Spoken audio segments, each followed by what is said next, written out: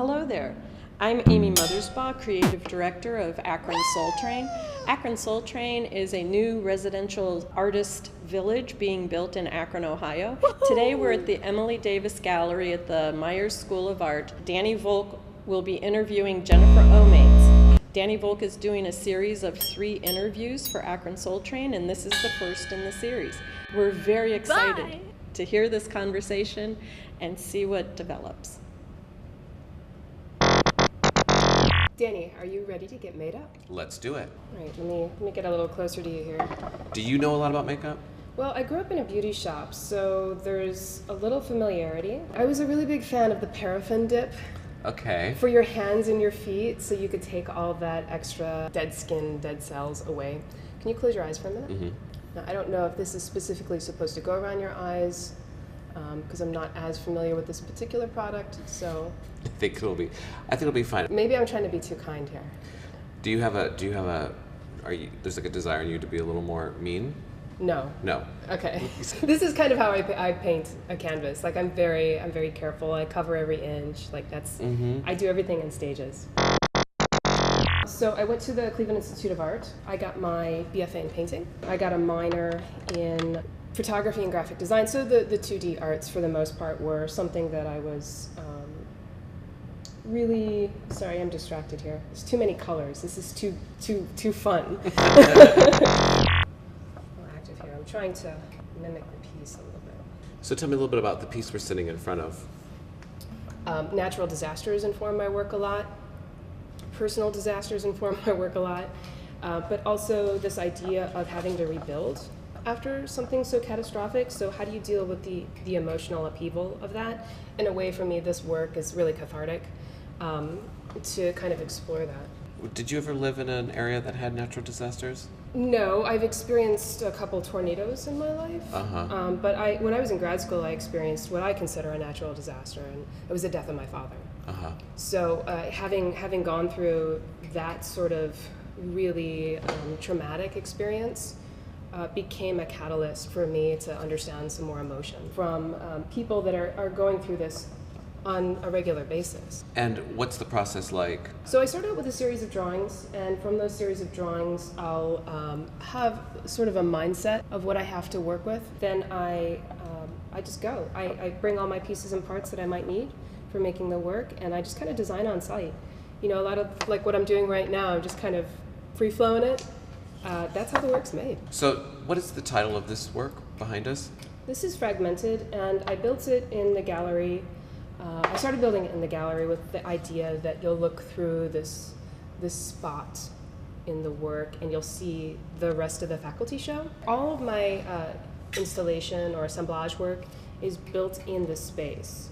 And I only do a couple of them a year because it knocks the wind out of me. If I'm doing a large installation like a 50-foot or 100-foot installation, I have to go to the gym quite a bit weeks before I get into the work. I have to make sure that, you know, I'm able to hold a drill for an hour.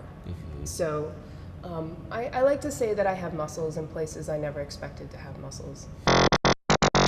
When the show is done, that work as it exists is also done.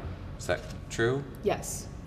But what I like about the installation versus the painting is I can destroy the installation, or I could take it down and never put it together again. And there's something really cathartic about that, and I think it goes back to the catalyst for the work. It's coming from a place and time where you're in survival mode. And I'm thinking about like what happens to survivors of hurricanes or survivors of catastrophic or traumatic events. You go through and you make something or you do something to get through that particular event, and then it's done. And it's just part of your memory and you have to move on. Whereas the paintings are a lot more contemplative, they're slower. You know, I think they react a little bit more to the canons of art history versus the canons of now. When I was in undergrad, one of my professors, who I really, really love and appreciate, said, you know, how do you make a painting of our time? And I still view these installations as paintings in a way, but I think they're of now. They're really of a current landscape, or they try to emulate something that's happening in a current landscape. So starting in October, I will be a resident with the Akron Soul Train. And I'm going to do this project called Other Geometries. That entails me working with some Akron area artists. Really what it comes from is a chapter in a book by John Rockman, who's an architectural theorist. You come to a space with an idea, and it has its own landscape, it has its own elevation, it has its own numbers and sort of enigmatic presence built into that place, and you have these ideas that you bring to it. And with those ideas, how do you remix it? How do you elevate it? How do you deal with the geometries that you're coming to that space with and that are already present? So I kind of loosely looked at that and took that into account with making a series of work, which I've done once before, successfully once before in Denver, Colorado. And I worked with 4 different artists. So I visited their studios. I collected some detritus or just scraps from the studio that reacted to paintings that I brought with me from Ohio.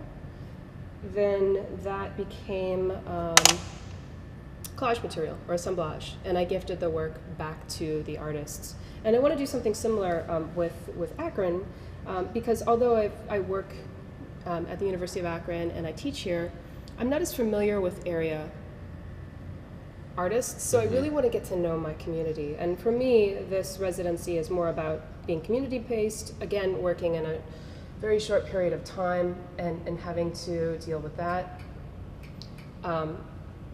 This is really coming along, so do you have some good lipstick?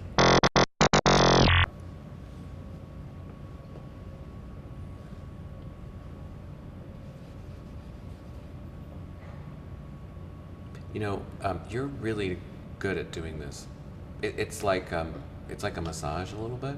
Really? Yeah, you have your sort of hand pressure is very nice and gentle and massaging. I think you're moving the chi in my face.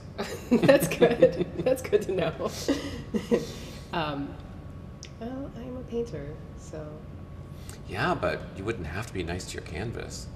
Yeah, but I'm nice to the ideas that I bring to the surface, so maybe it is a little chi.